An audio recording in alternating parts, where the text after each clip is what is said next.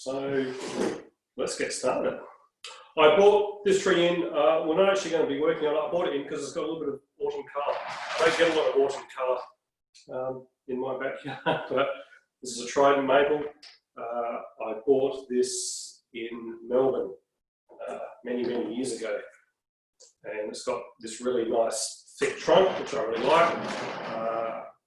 I spent quite a few years just thickening up these branches. I'm not sure if you can see how thick it is. Yeah, this branch here is quite thick, because when I bought it, the little branches coming out of it were just less than a pencil. Yeah, they were tiny little shoots coming out. So I let them grow for quite a few years just to thicken them up a little bit. It's in the pot it's in at the moment is a growing pot. Eventually it will be in a nice thin pot, but this just to encourage it. I've also spent a bit of time working on the roots on the Hackberry because they weren't very good. They're still not great, but you can see this big flare here, which is nice. This big flare here, which is nice. But there was no roots coming from in between, and there still aren't that many. So I've been grafting roots on and encouraging roots using all sorts of different methods, and it's starting to get better. So the Hackberry here is starting to look good. It doesn't look as good as those ones you get in the Japanese articles, where they have the amazing even root flare all the way around. And the other thing I think I'm going to do with this tree is change the front. This is the original front you can see here. You can't see a lot of the trunk at the moment because the foliage is all in the way. You can kind of see that. It's got a big scar up here. I'm not too worried because it's healing over. I kind of chose this angle because it had the nice flare. And so I grew a big thick branch here and a big thick branch here. But looking at it down the track, I actually found another angle. Whereas here, that angle there, I think is kind of cool as well. I remember showing this to Annie a while ago, and he said, "Oh yeah, definitely go for that." Once again, it's a little bit hard to see the top of the trunk in here, but the lower part here has this kind of nice movement. It's got a little bit of inverse taper here, but it looks really interesting from that angle too. So I might be doing that. I might choose that as a front after all this time, and so therefore these branches are going to have to come around a little bit more and tweak it and tweak the apex. But anyway, a little bit of autumn colour. It's I did defoliate this tree back in April. No, not April, about January, I think. I defoliated this fairly severely, and then I've just been giving a light defoliation a couple of times since then, just by removing the large, over summer period, just removing the large leaves. That was stopping the light from getting into the nice inner branches. So right now I'm trying to work on the ramifications. I'm trying to get it nice and twiggy.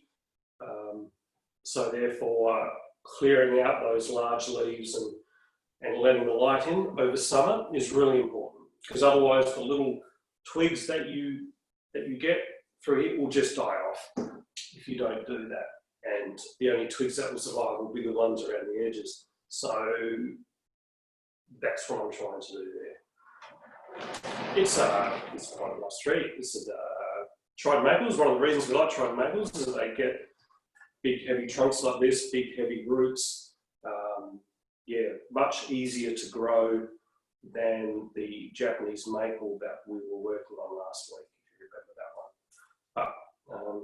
But yeah, so unfortunately a lot of the leaves, they're starting to turn a nice colour, but a lot of them are just kind of browning off and dying rather than turning. So often just our weather here, because it's so harsh. Where's my bucket?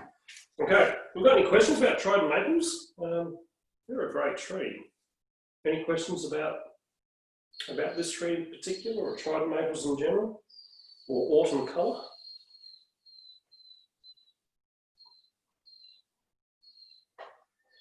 No? Okay, cool.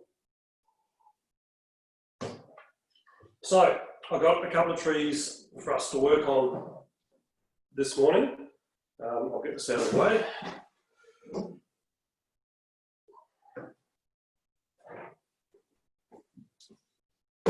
Oh, that's heavy.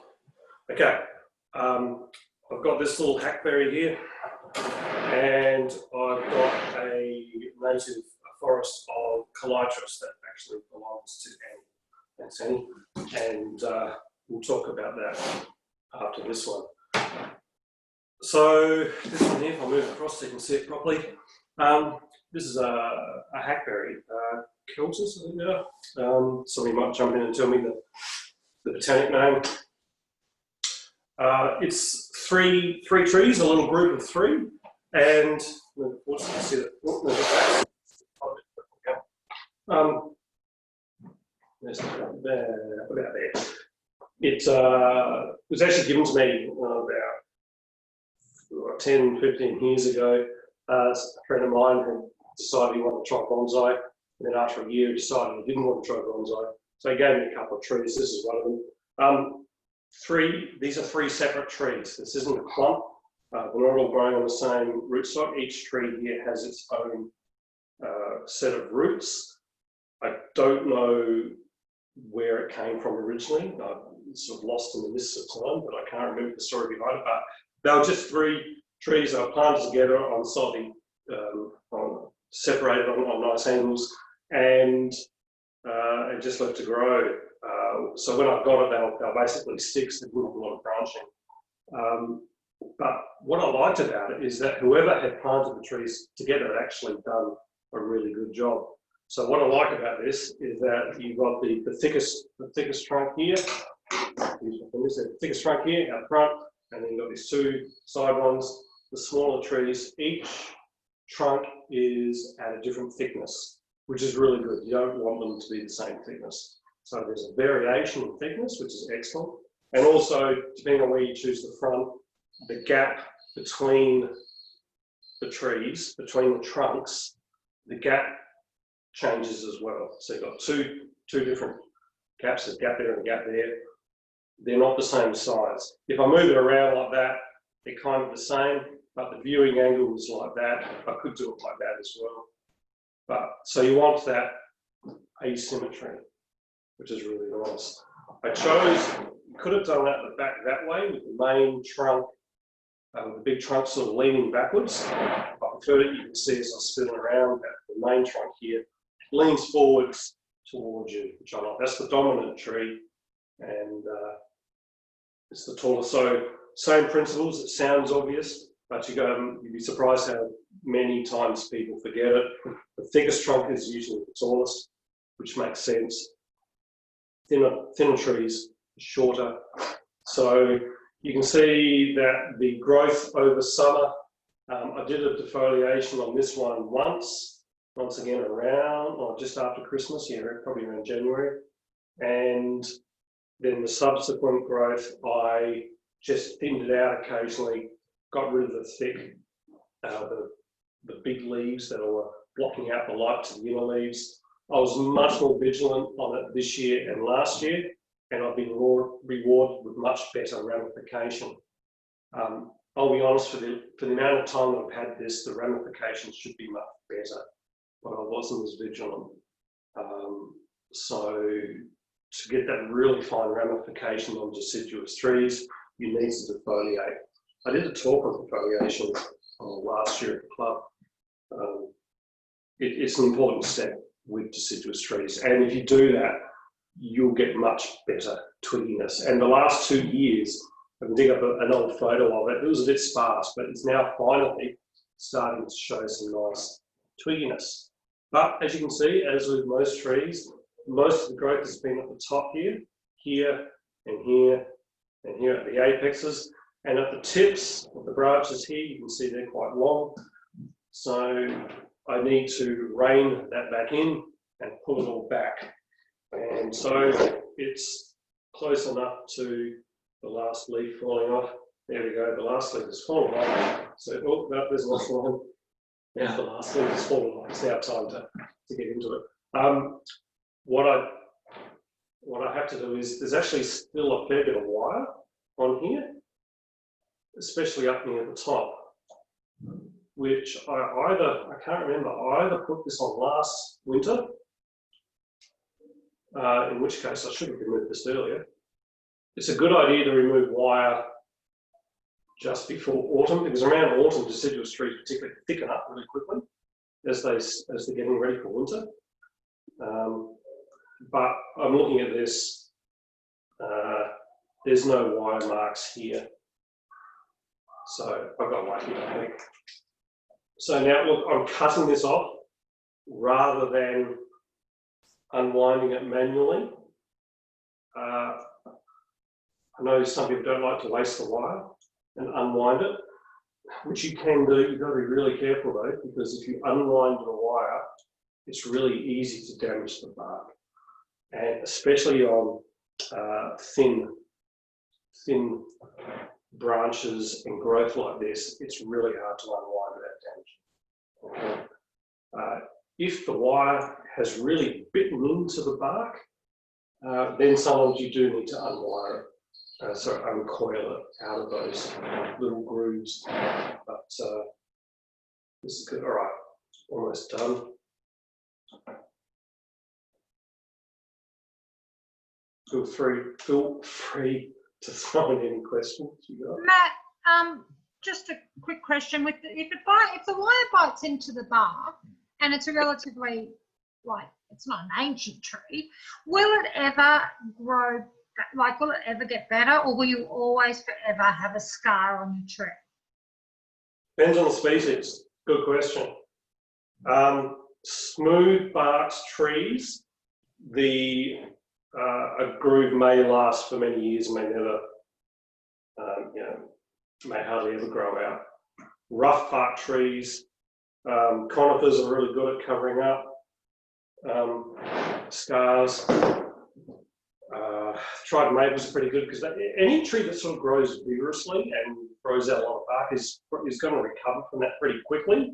Delicate ones like a Japanese maple, it can take longer. And also, I've got a gum tree which has got a spiral from when it was quite young, a mark on it. That's 15 years old, and the mark is still there, even though the trunk has expanded enormously. So watch it on gum trees. But yeah, it depends on the species and how bad the marking is. I know that for pine trees and junipers, some people purposely let the wire bark in, let the wire bite into the bark, and because it helps thicken up the trunk or the branch. It speeds up the process. Don't recommend that unless you know what you're doing, but yeah, pines and junipers you can do that. But deciduous trees, it's best not to, if you can help it. There is a couple of little bite marks I can see up near the top. I can see them. They're not too bad, but they're there. Yeah. So the answer, as always, is depends. It depends. Does that answer your question? Oops. Yes, it does. Thank you. Cool. All right. So I've got all the wire off this. So I'm going to, same as before, I'm going to give this a good trim. And if you remember the principles, this tree has, I've taken the leaves off, has alternate leaves. So to get a straight, you get a stem, the leaves will come alternate. This side, this side, this side, this side, all the way up.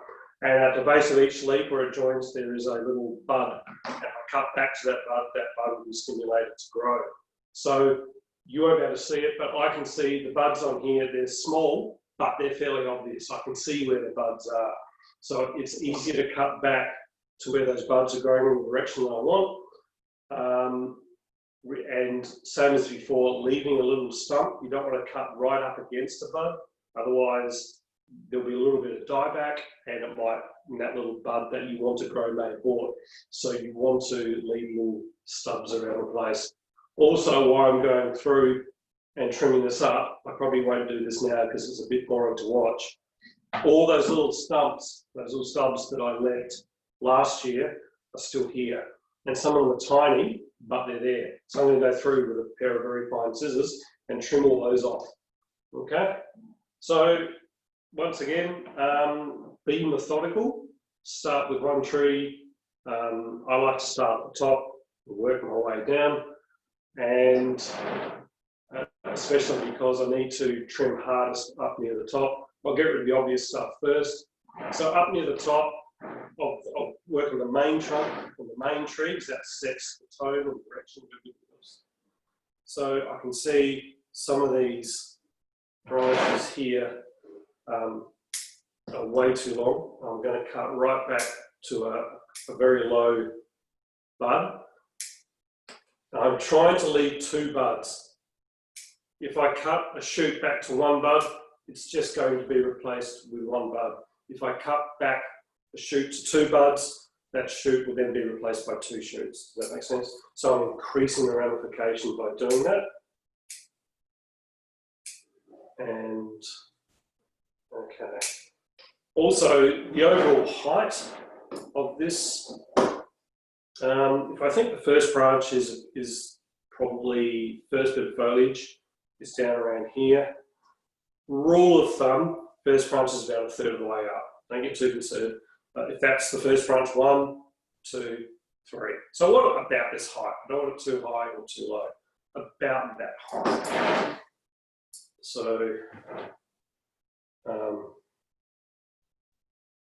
I'm also cutting away the branches that are kind of interfering with other ones, so that there's no, I'm trying to avoid sort of cross branching. And I'm thinking, okay, also I've got at the apex here, if I start here, I've got 1, 2, there's actually a 3rd one coming out of there as well.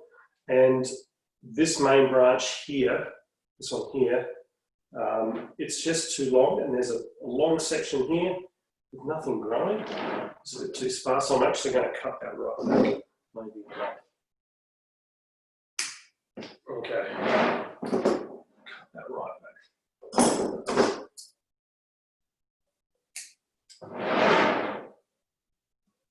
Also noticed that this, I was watching some of the old videos from the last couple of weeks. This turntable is really loud. It comes across. I need to get a nice quiet one from somewhere. Okay, there's also a couple little fairly thick stubs. Should you see it? Yeah, right there.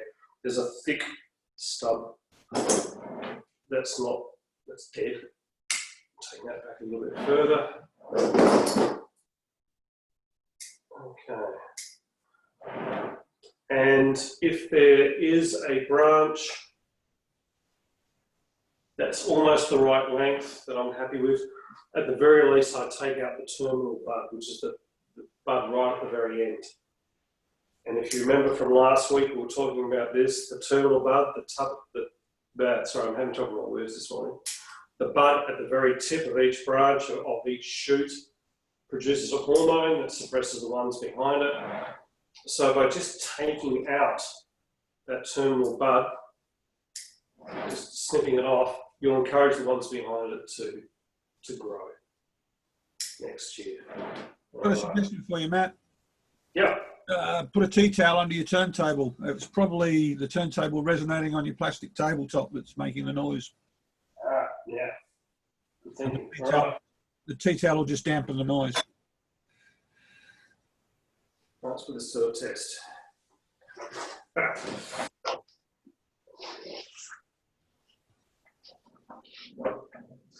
Doesn't look very pretty, but it's better.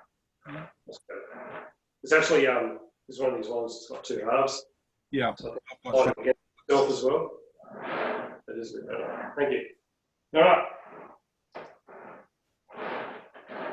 So now the apex, I may come back to the apex. There's some bits there which I think may need to come back a little bit. I don't want to take it back too much because I am at the stage. This is a fairly advanced tree.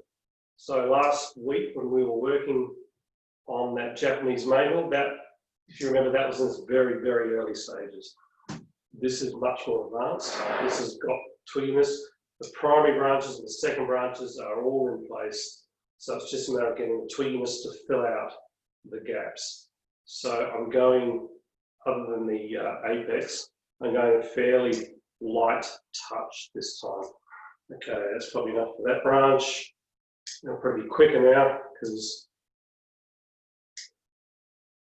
the bottom branches don't grow as vigorously. So remember with bonsai, you're always trying to redistribute the energy of the plant. The plant is always trying to grow up and out as quickly as it can. So by pruning heavier in the vigorous areas and lighter in the less vigorous areas, we redistribute that energy throughout the tree. We get a bit obsessive about that.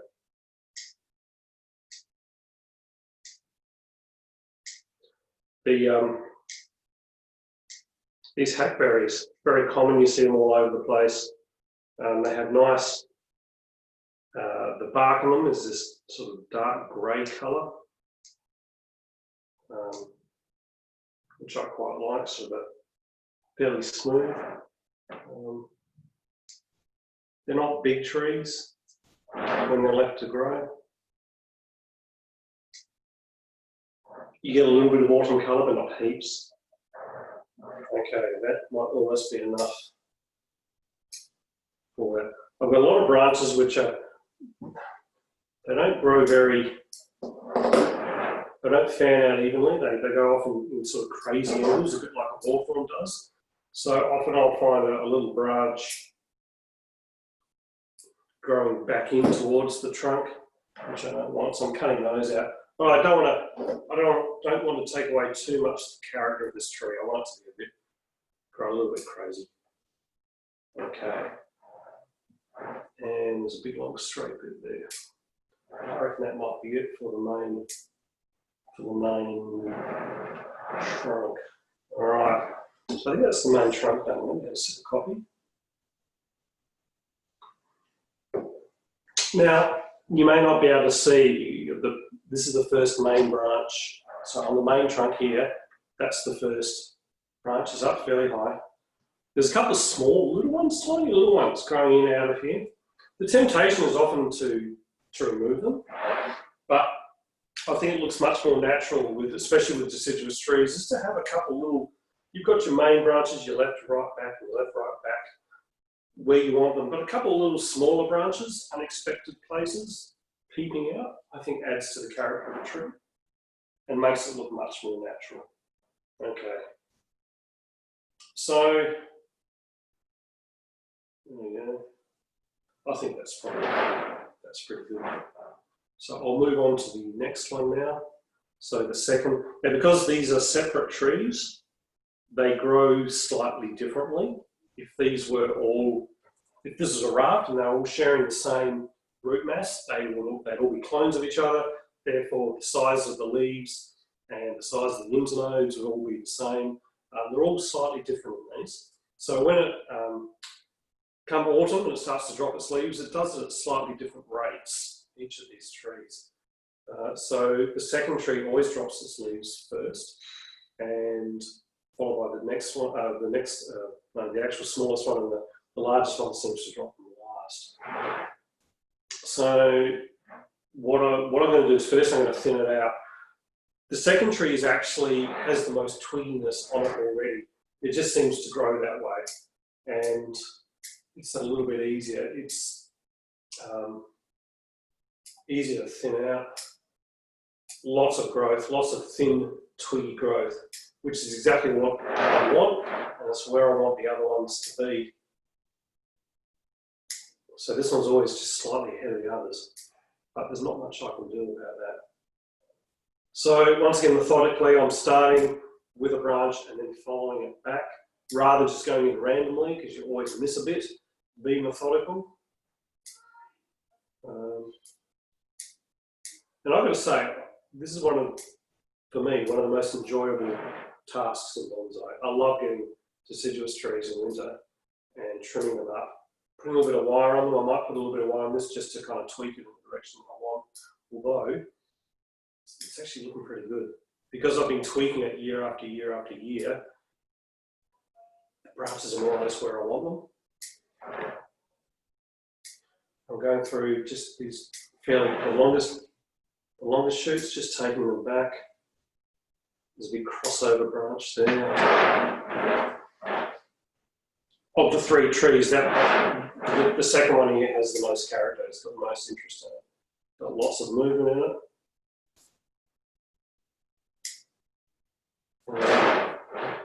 And there's a big branch. Yeah, can you see this? This one here. It's poking back into the centre of the composition. And it's starting to interfere with the branches coming from the other tree. So I'm going to take that one back fairly hard.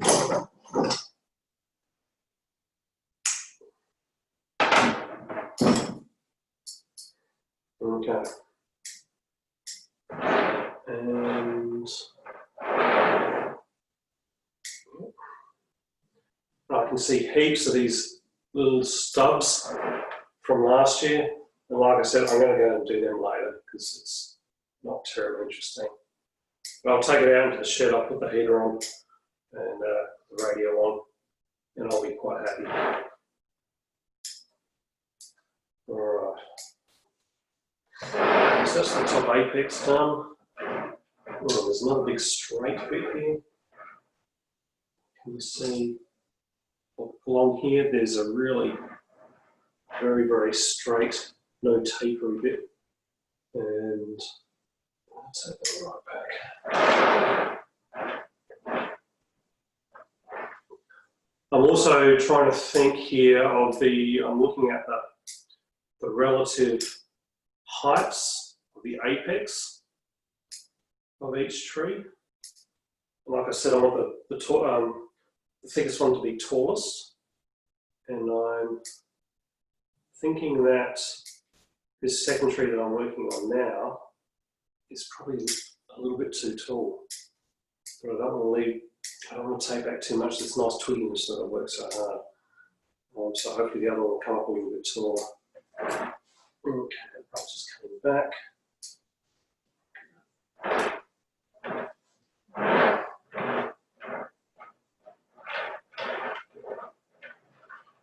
Because this is a deciduous tree, the branches all tend to start on an upward angle, not down like a juniper or a pine tree, upwards.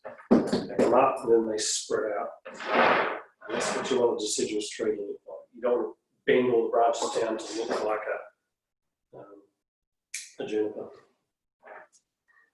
Okay, that one I think is just about done. There we go. Are you done? And they see, no, I'm still going, sweetie. Sorry, I'm not calling you guys sweetie, it's my daughter. Okay, so that's the second one done. I'm now going to work on the third one. And this one is the tree that has the longest internodes. It grows probably more vigorously and it's a little bit harder to control. And you can also see, so if I've got this competition, that's the height of the main, that's the height of this one. And at the moment, this one is about the same height as that. I want to bring this one down to about here. So the heights are different, okay? So the whole feeling is an asymmetrical triangle. So I'm going to take it off quite hard near the top.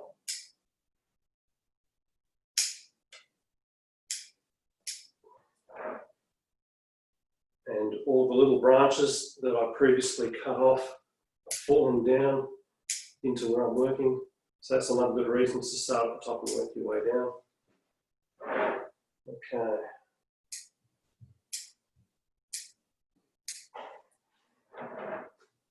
So I'm just going to tidy it up first, and then I'll sit back a bit and then have a look at the heights of the apexes and see if they have a lot more. Lots of long leggy growth on this one.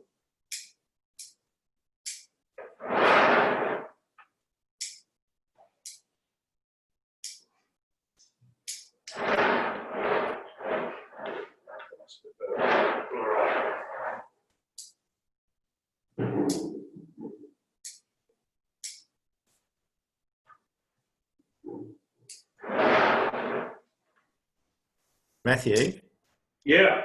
I followed up on the plastic pots that Terry was talking about, those growing pots that you had last week. That's right. Yeah.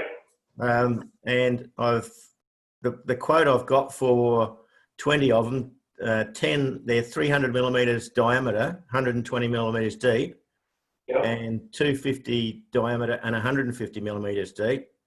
Yeah. $4.50 for 20 of them, including shipping and GST.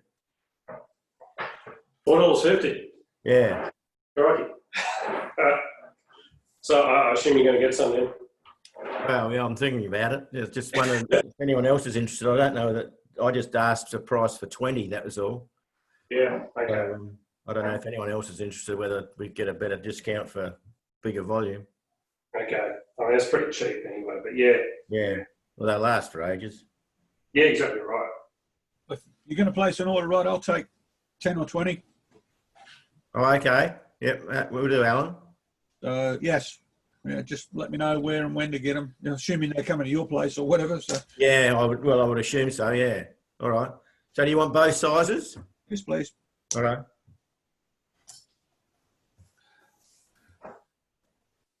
Okay. I think that's just about done. Okay. So I've now tidied this up considerably. There is mess everywhere. There's my brush. All right. Get all these little twigs out from everywhere. But you can see now I've thinned it out a little bit. I've taken out the long, scraggly growth, the growth that was too long, too coarse, any area where the internodes were too long. And basically, I'm doing exactly the same things I did last year, I did the year before, and the year before that. Ever since the main branches were put into place and thickened up and got to the thickness that I wanted, it's just been working on the ramification year after year. And year after year, it gets a little bit better each year, continuous improvement. So this is looking quite nice. It's a nice little comic. It's a little bit wild looking, which I like. It's full of weeds, which is embarrassing. And the moss is starting to grow. That's the other thing I should do too. I've got some brushes here. Okay. Moss is really nice. Really like the moss, but when it grows on the bark, it can cause the bark to peel off or to rot. And so it's a good idea to brush it off. This bark is smooth and quite hard, so I can just brush it off with an old toothbrush without damaging the bark at all. It's quite easy. If you've got a species that's got really deep fissures and craggly bark, like an ash tree or a pine tree, you're going to have to be a bit more careful because you don't want to dislodge the bark. And so you might need to get the tweezers out and take your time. If it's really bad, you can make a mixture of 50-50 vinegar and water and just spray it on the moss, and the moss will die. So that's a good way to clear up moss on areas that you don't want it to. If it goes up too far up the tree, you can't see the mabari, you can't see the roots. The roots on this are actually looking quite nice, so I want to be able to see them. So I'm going all the way around and clearing the moss off those areas. Okay. This is probably due for a repot. This pot, I'm trying to remember, I bought it at the Adelaide Convention, I reckon. Where's the shop mark? JM. I should know who's JM. I can't remember. One of our local potters. Yeah, so it's a really sweet little pot that suits this composition quite nicely. So if I look at the style of this tree, this could probably come down a little bit. So we've got the three trees. It's a sort of a group style. The lowest branch is usually on the smallest tree. That's the next lowest branch, and that's the next lowest branch. You want to be able to see the trunk of the primary tree, which you can here. So this is the primary tree. You can see that it's trunk in all its glory, and the other one's just kind of peeking out from either side of it. Yeah. What else can I say? So, and like I said, I've got the overall, I've got different levels of the apexes. You don't want them to be the same. You don't want any two to be the same. You want to differentiate them. Yeah, not much more to say about this, I think. Just see a couple of larger stumps here. We'll take that.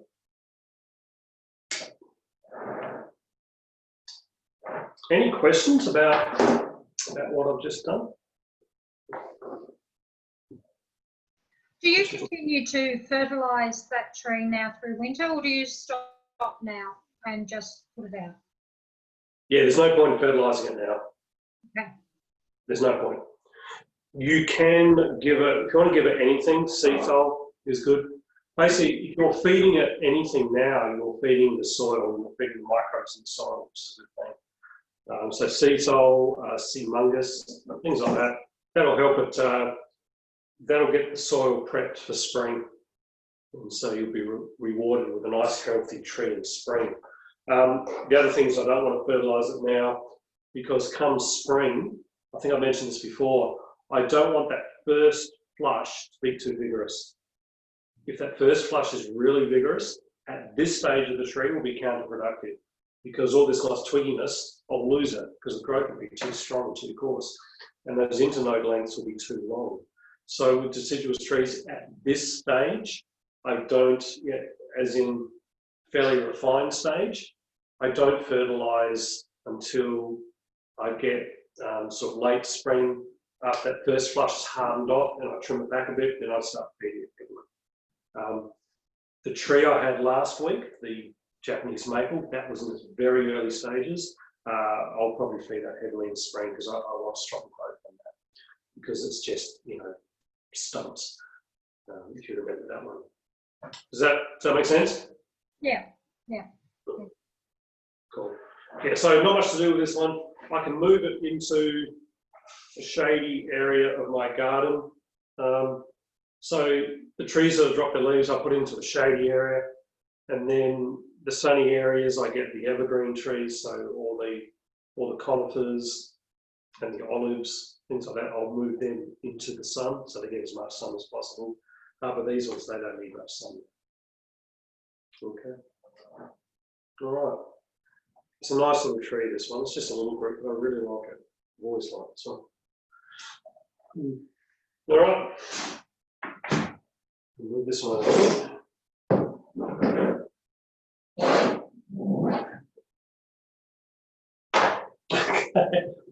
This one's a shot.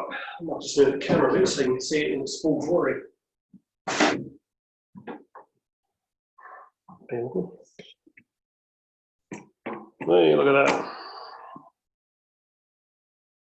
And then you can't see the top of it.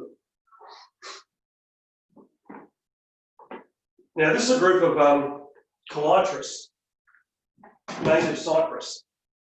This belongs to Annie. Annie, do you want to give us a quick overview or a brief history of this group? Yeah. Terry gave me the seeds about 2 years ago, and they shot. So once they did that, and they started to look healthy, I think I split them up and put them in separate pots. And I had so many, I gave up putting them in separate pots and thought, oh no, look, I'll do a forest. So some of them went into that. Some of these seedlings went into that growing pot. Yep. And I think you've got one of the ones that went into a plain black pot. Yes, I've got a small bunch of them as well. Yeah. I've planted into forest as well. But then so it has to be 2 years. It's no more than that. So I was just astounded by the way they grew, and I give them the native fertilizer when I do my other natives. That's all. But they grew so much. I thought, wow, I have no idea how to handle them. And I knew that you had that beautiful one of yours that I always admire. So I thought, well, I need you to help me get them into gear, Sure. because they've got that weird juvenile foliage at the bottom, don't they? Which is gorgeous in colour. Yeah. Okay. I'll just chop a little bit off here and a bit down here, and I'll show people what it does.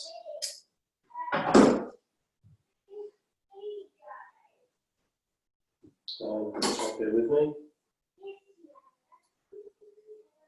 Yeah, these are gorgeous trees. I love working with these. So I'll bring it over so you can see. So the adult foliage, which I've just dropped, looks like cypress, sort of thread-like growth, maybe like a juniper. Now this is right at the very top of the tree, so the internodes, so the gap between the shoots is quite long. You can see that. So that's the, when it's growing really vigorously like this one is, you can see the, I'm not sure if you can see the colour, it's a light green at the tips, and then gets a little bit darker as it goes down. Now at the base, you can see the juvenile foliage, which is like a juniper, a needle juniper. You can see the colour is also kind of a bluey green as well. So what happens is in its early stages it produces this, and as it gets happier and healthier and older, it produces the more cord-like foliage. So just let me shut this door here. That's better. So might move this a little bit closer now. You're going to lose the top of the trees, but you'll be able to see what I'm doing a bit better. Okay, at the base.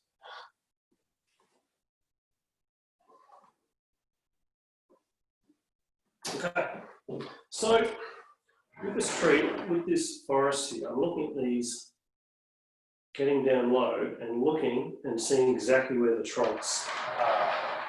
You can see now, and so this is just growing pots, and I've got to say these ones are growing much, much faster, much taller, at double the height of the ones that I've got, because the ones that I've got are still sitting, well, until recently, were still sitting in tiny little plastic tubs, and so the growth was restricted. By putting them in here, they just shot off like crazy. So now, from what I gather, Annie, you're happy for these trunks to be moved around. Is that right, Annie? Yes, I didn't put them in a forest position. You know, I just threw them in there to get them to the next stage. So no, I gave no thought to position. Okay. So, yeah, in order to make this into a nice forest, we would have to move all these trunks around the place. Unfortunately, now is not the time to be doing it, though. We're just about heading to, they're growing really strongly now, and when they're growing this strongly, I would be very reluctant to prune the roots, and because this would need quite a bit of pruning, some of these roots, because I would imagine that all of these trees that have been growing together for a while, that the roots are all tangled up and matted together, and I wouldn't fancy my chances of being able to pull them out, untangling them without cutting them, and then sort of replanting them again at this time of year. It's just too risky, because as with native trees, when they're growing strongly, you don't want to be pruning the roots when they're growing really, really strongly, as with almost any tree. So what we can do though is prepare this ready for probably around November's a good time. Once the weather starts to warm up, they slow down a little bit, and that's a good time to take them out as we head into the warm weather, and they'll recover quickly. The temperatures now are dropping really quickly, and yeah, if I cut a lot of roots, the tree just may not recover very well. In fact, the ones which I have, my own ones, I repotted them for an online competition, and they're sulking. I repotted them about a month or two ago because I was running out of time. They needed to be put into the pot, and they're not that happy. They're just kind of sitting there doing nothing. And a couple of smaller ones are even starting to dry up a little bit. So, which also reinforces to me that now is not the time to be doing this, because the weather, yeah, we're going to be seeing big drops in temperature. The growth is going to slow right down, and they just won't recover. So, from what I can remember, November is a good time to root prune these. But what we do need to do is, if we're going to make these into a forest, similar to the clump that we were looking at just before the hackberry, is that we want a variation in the thickness of the trunks. Right now, I'm not too concerned about the heights because they'd all be cut down quite a bit, significantly, for trunks this thick. But I would want to see a greater variation. There is one small one, which is, you probably can't see, it's coming out just here. It's only this tall, it's quite thin. After that, we've got some slightly thicker ones, a little bit thinner than a pencil, and then a couple of thicker ones, which are much, well, not that much actually, thicker again. They've all got juvenile foliage coming from the base, which at this stage is good because the more foliage, the thicker it's going to get. So the foliage down the base here, these are all good future branches. So I want to keep these. This top, all this top growth here, it's getting a bit crazy. It's also going to start shading out at the bottom here too. But, so some of the small, and also the smaller trees are going to get shaded out too. But what I want to do is the smaller trees, I don't want them to grow much more. So I'm going to be cutting just the top part of them, encourage the lower branches to grow, and by taking out the top and stopping it from growing too tall, I'll stop that thickening process by a fair bit. So those smaller trees aren't going to get much bigger. Okay, so that's easy. So you may not be able to see it. There's a small branch that comes from here and comes up to about here, about halfway up. I'm just cutting the top off. So that will stop that tree from thickening much more than it is. Okay, the next, and I'll work my way up. The next thickest one is, okay, this one here on the edge. It's about half the width of my smallest finger, less than a pencil, probably about as thick as my chopstick here, about as thick as that. And once again, it's got juvenile foliage up to about here, and then here upwards, that's all growing quite strongly. While it grows strongly, that's going to thicken up. I want to discourage this one from thickening up too much again. So I'm going to take that off, and I'm cutting back. I'll just thin it out a little bit. There we go. Take out some of the top growth. Okay. Once again, this will encourage the bottom growth to grow, but it will stop it from getting too thick. Now I'm going to sort of reverse now. I'm going to go to the two thickest. The two thickest ones. There's one here right at the back. That's here to here to here. That's partial screen shoots up. That's by far the tallest one. What I want to do with that one is I actually want to encourage that one to grow. However, so I want it to get tall. I'm happy to get taller, but I want to keep these lower branches. So what I'm going to do is I'm actually going to thin out this middle section, which seems a bit strange. I'm going to thin this out. That'll get the light back down into the bottom of the tree, down here, encourage these branches to grow. But by leaving the top, it'll keep going and it'll thicken this one up more. So by the time it comes to repot, hopefully this will thicken up and it'll be a bigger variation. Now there's a couple of long branches that are coming from down low. I'm leaving the branches, but I'm cutting them in half. Once again, just to get the light down into that area. Okay, also, some of these branches are sort of growing out sideways and interfering with the other trees. There's a big dark patch right in the middle. of this group. Okay, so what I've done is I've left this as a section here with nothing on it. You see it? There we go. And then off it goes again. Now the next biggest one, next thickest one, is right in the middle here. It's also the tallest one, which makes sense. So that's, yeah, there's one that comes up through here. There's the main branch. And so I'm going to, same thing, I'm going to cut out this middle growth, get some light down low. Matt, Yeah, do these guys bud back in that bit? yeah, they probably will. There'll be more shoots come out of that you're taking off? Yeah, Okay, I mean, I've no experience. I can see there's little tufts of growth in this bare section. There's this one here. There's little stubs, a little bits of green.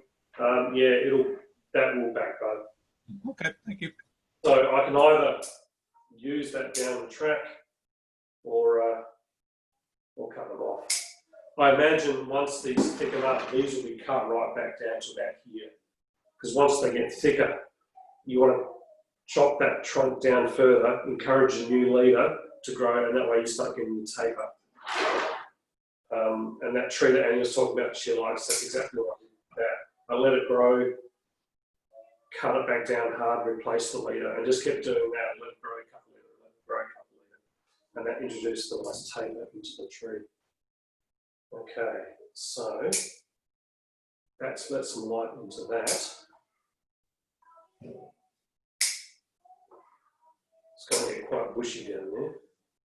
All right, so that's that one, that's that one. I've got a couple of sort of middle-sized ones now.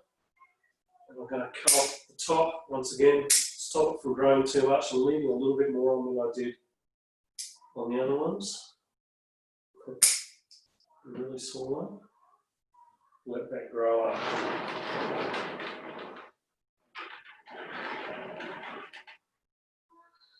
There's one right in the middle. That's quite thin. Take out the top, take out the top. All right, so and then there's one at the back here. That's kind of middle strength, I guess, mid-strength tree. I'm going to cut that back. I'm going to leave that one a fair bit. I'll take out some of this middle growth again.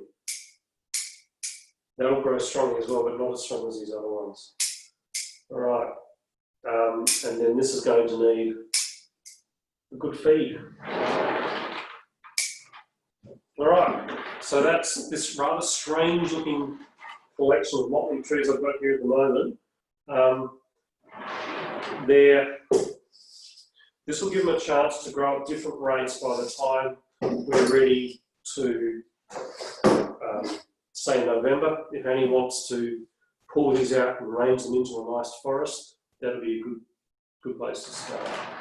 Okay, so this is in preparation to make this into a forest.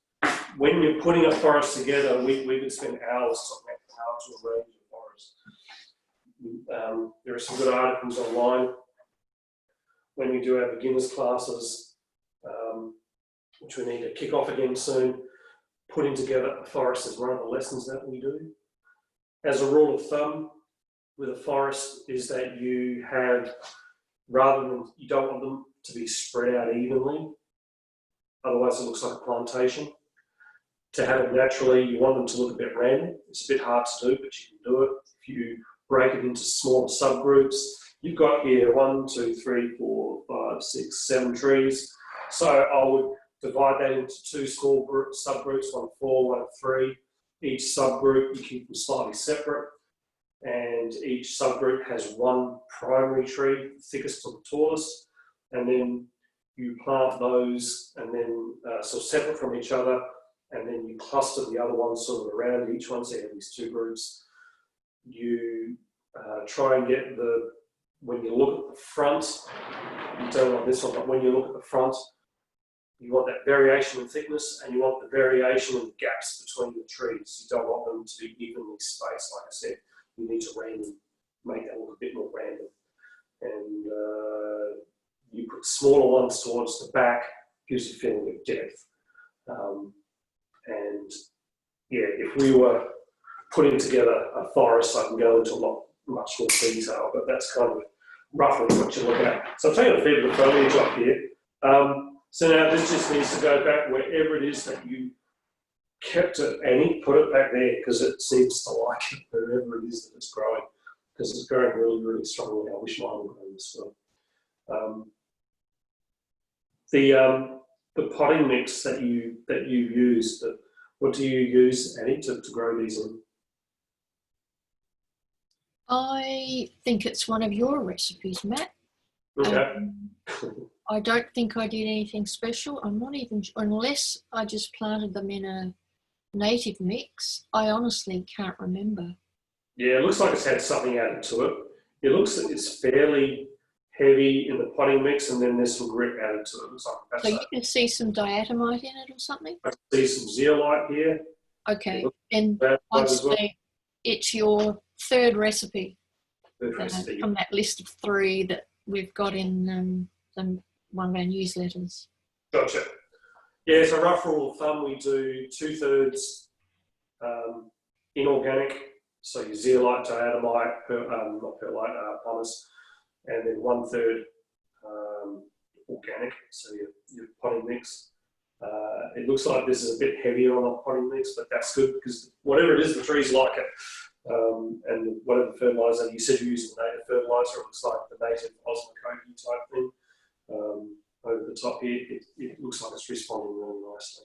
So there's not much, yeah. In November, when I reposition all of that, Yeah. I would put it in that pot or the final pot that I would choose. I don't think there's it's a way away. I think you can put it back in this pot if you wanted to. I think it doesn't need to go into its final pot now, no. That's what you're wondering. Your final pot will be quite thin, or sort of quite shallow, I should say, shallow and wide. But if it's deeper like this, it's easier to keep them growing strongly. So I keep them growing pot for a little bit longer. And then, yeah, we'll repot it. We'll repot it then and arrange them in a pleasing fashion to make them look like a forest. Yeah. So hopefully this will really kickstart, get that variation in thickness that's so important in a forest. That variation in thickness is what makes them look old and what makes them look natural. Okay. Any other questions? Matthew, I've got a forest of ash trees. Yes. Probably they're just sort of losing their leaves now. Yeah. But I was thinking about repotting it.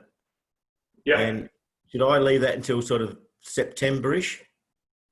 Bit earlier, probably around July. Oh, okay. If your ash trees in your backyard are the same as mine, they're usually the first to bud. And they almost always take me by surprise, late July, early August. And you want to get in before that. All right. Yep. So late June, early July, or yeah, around July, the leaves need to have been off for a while. The ideal time for a deciduous tree to repot is just before bud burst. Oh, okay. Yeah. Just before, a couple of weeks before bud burst is the ideal time. You don't need to get too hung up on it. We have a mild climate here, other than summer. It's an ash tree; it'll be fine. Okay, if you did it now, it'll probably survive, but it's not the ideal time. If you can wait, I'd wait. Yeah, I'll wait for the leaves to drop off first. Yeah, absolutely. Yeah, definitely wait for the leaves to drop off. Give it then another week or two. That way, all the sap flow has then slowed down, and it'll be ready to go. But yeah, ash trees for me are always the last to lose their leaves and the first to bud in the spring. Well, mine are all over the shop. The ones I've got outside have lost it, and this one's underneath the shade house, and that's just starting to get colour now. Yeah.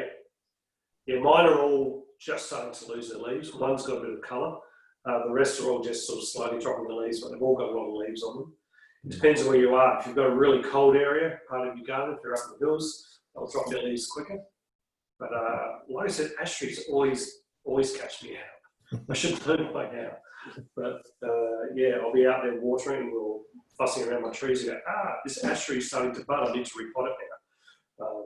Yeah, so July's a good time to do ash trees. Okay, thank you. Yeah, the trident maple that I was showing before, the nice autumn colour, that probably won't get done until August, maybe September is probably going to get late around August is a good time. Yeah, once again before the shoots come out. Any other questions? Anything anybody wants to talk about? Any other questions about bonsai in general?